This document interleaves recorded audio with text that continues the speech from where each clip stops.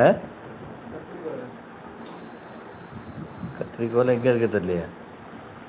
இங்கே ஒன்று இருக்குது உடஞ்சது.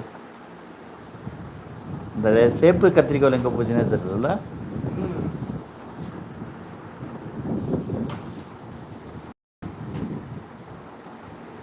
அந்த சார்ஜர் கிடச்சிருச்சு. இந்த ஏர்பாடு சார்ஜ் பண்ணுற சார்ஜர் இங்கே இருந்துச்சு.